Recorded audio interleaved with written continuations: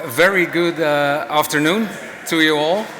I'm thankful to have you all here because I'm eager to talk about the project I'm working on, and yeah, super cool that you all showed up in this big group.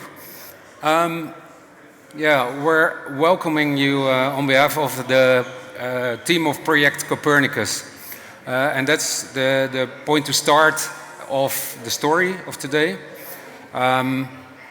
because I'm an Amsterdam-based artist, and in the last few years I've been gathering other artists, scientists and entrepreneurs around me, and the thing we're doing actually is exploring the very special times we're living in.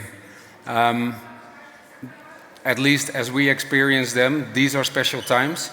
We have a very interesting stack of technology at our hands, and it's up to us to build a new world, as we say it.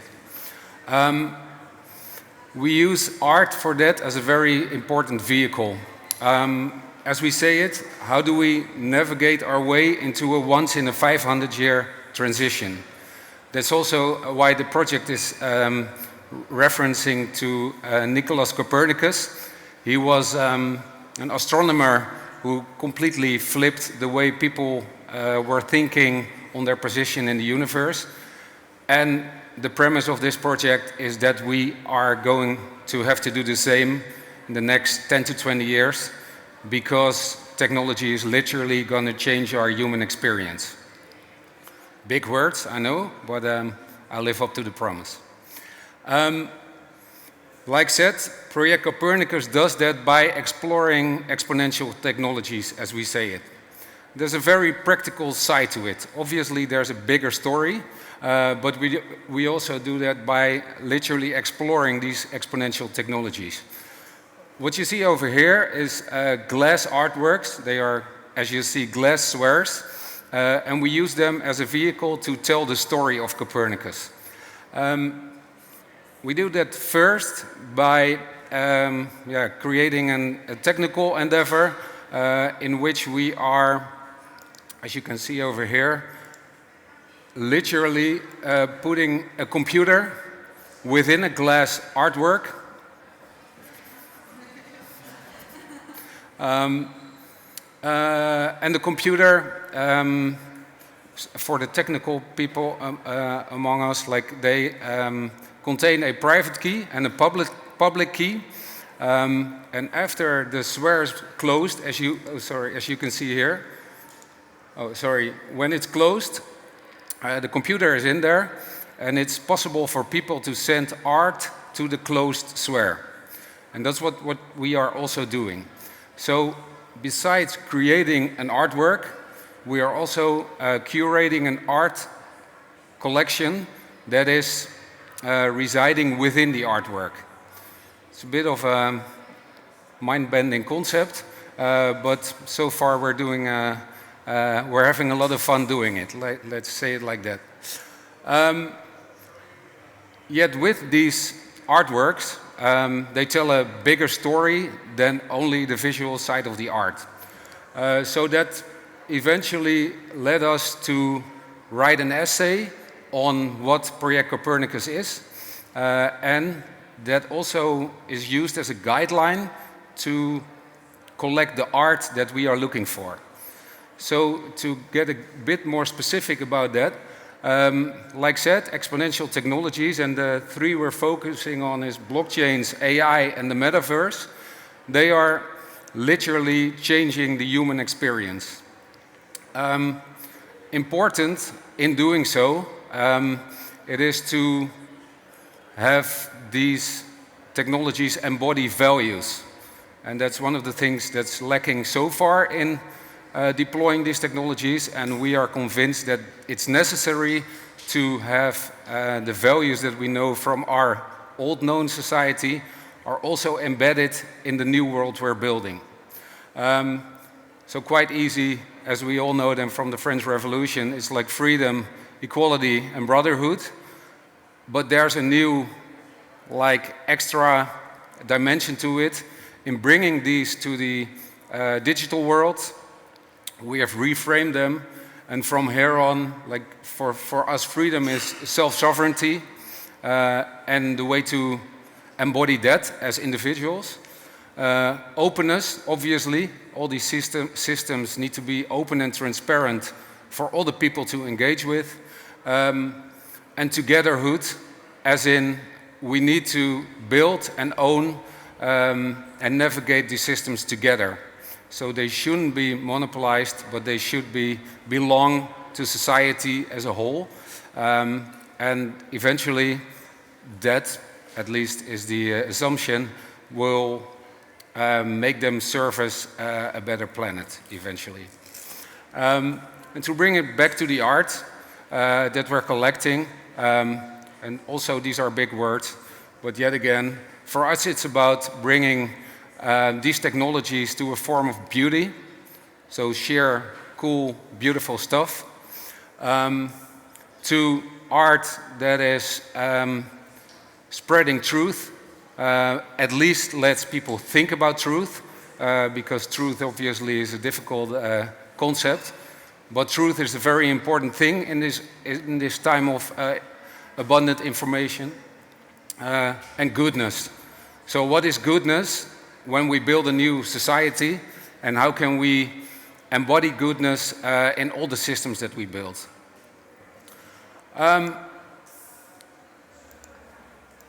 This obviously leads to an art collection that we already are building. We're also organizing expositions with some imagination. You could even call this an exposition because we're showcasing the whole story. And last but not least, which is very interesting, we're also hosting salons in which we are discussing the implications of all these technologies, and importantly, the pain points that come with them. So one salon that we did a few months ago was about AI and ownership. So who owns AI? That's just a discussing topic on the table. There's no final answer to it, but it's very interesting to talk with artists and entrepreneurs, and also with scientists about this topic, and their new knowledge is being created over there. Then we go back to the squares, because the last few months we have been creating a ordinals collection, and that I want to show you through the lens of beauty, truth.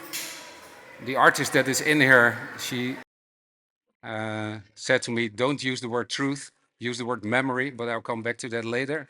And also the goodness. So first and for all, we have an artwork by Matt Perkins. This is all ordinal art. It's just obviously beauty is in the eye of the beholder. But I really like to see the super beautiful things that are created with the help of algorithms. Super proud that this piece called Island Mist is in the Copernicus collection. What is important also about this is that we're, with all these artworks and also with these descriptions about the artworks, we're creating a museum guide. And this is what really makes me think in exploring these technologies. You get aware of what you put in the system is also coming out of the system. And for example, this text is super important because we're also going to feed algorithms with it. And we have an AI museum agent that is also going to be talking based on this text. So being aware of the things that you put into the systems, for me, has become one of the most important topics in interacting with these systems, so to say. And talking about truth, like when we put this in a machine, for people that are using that machine, this will be the truth, pretty much. And that gives a big responsibility for people building with these systems, I would say. This is another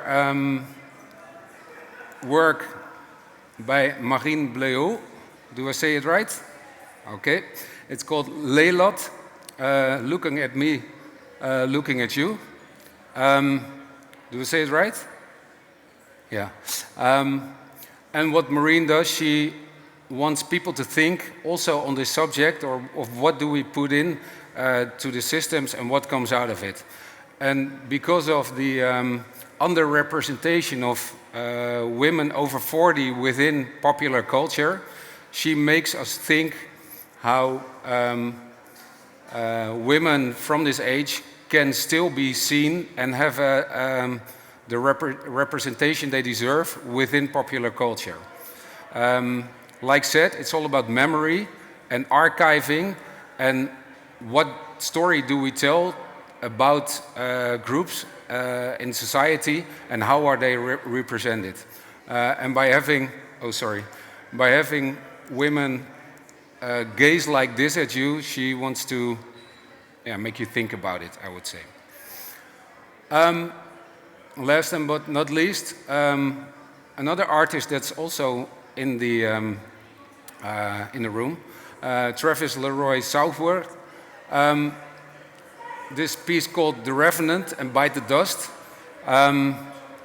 Probably he's the best himself to explain it, but makes you think on identity, and I make it very short here, on identity in the algorithmic age and how we evolve as humans into this new world. And he can answer the questions himself probably later better. Yeah, so what we've been doing by creating this collection is how can we also in some way make a museum agent with all this information and the art we're gathering, and can we also create a, I would say, a machine that can help people better feel the art that's been made. And one of the things over there that is just came up within this whole endeavor, first of all, obviously, everything needs to be on-chain. Like said, people need to be able to find what the single source of truth of the information is. The second thing is, and that's what I personally find very interesting, is that we're used to have a one-sided conversation when we go to a museum. So there is a guide, and the guide tells us what to see. The cool thing about an agent like this is that you can really use it as an individual sparring partner. So you can take the conversation about art to a different level, and not yet now, but in the future you can even have your personal preferences that you can talk about, and the agent eventually might even also give you recommendations on shows to visit. So we're experimenting with it, but it's a cool experiment to start thinking about what the future of art could look like, and especially the future of art guides.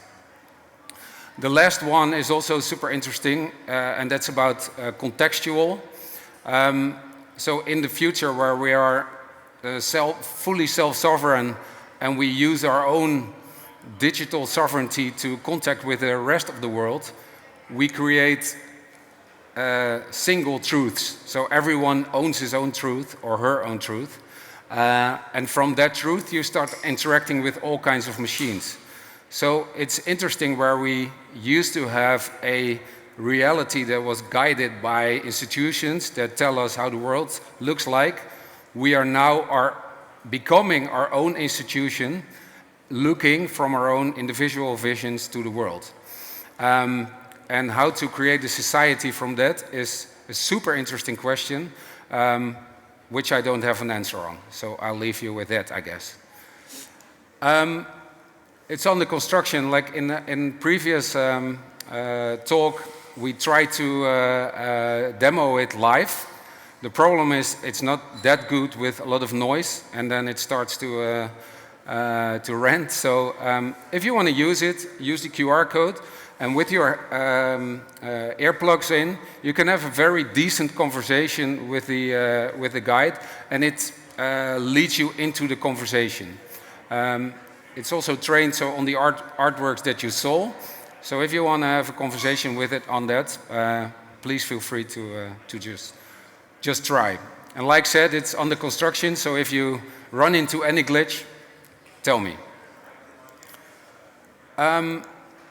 Yeah, having said that, and that's where I'm turning the tables, what we're actually doing with these spheres is creating a time capsule in which we want to capture this period in time.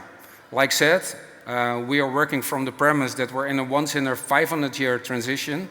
So it's a historic period, if you think of it like that. And it's up to us to archive the best artwork that's been made in this period in time. Again, it's in the eye of the beholder, but yeah, we really want to think with everyone to add, to contribute, and to think with us what really should be in these spheres. Like I said, we started with the arts and culture, but there's also a technical side to the ordinal space, and I've had some super cool conversations already of projects that gonna contribute to the sphere, and the same I'm asking you. So if you have ideas or projects that you think are landmark projects, super special projects, whether it be in decentralized finance or gaming or music, whatever, please let us know, because those are the ones that we can literally send to this address, and that way we can showcase those projects to people outside of this space, and we can help people learn and onboard about the world we are building here. There's multiple ways to connect to the project. Obviously, the first one is the agent, but this is the DX profile website, and eventually it's also possible to donate on the BTC address.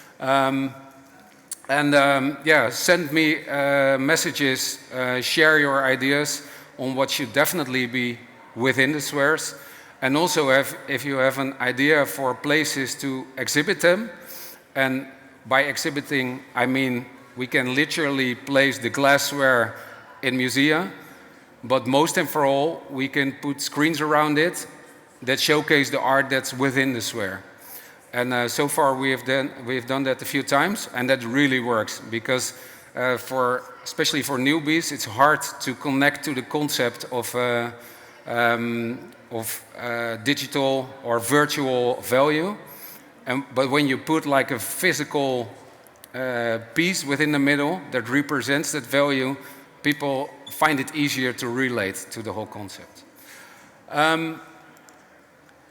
Yeah, so much more to say about it, so much more to develop. As you see, the whole project is permanently under construction, permanently exploring these technologies. If you have questions about it, hit me. And if you're curious about more, we also have so-called Copernicus beers standing here with the QR codes. Apart from them being very solid, proper, good-tasting beers, they also contain information on the project. And if you want to know more, grab one and have a good drink. Cheers.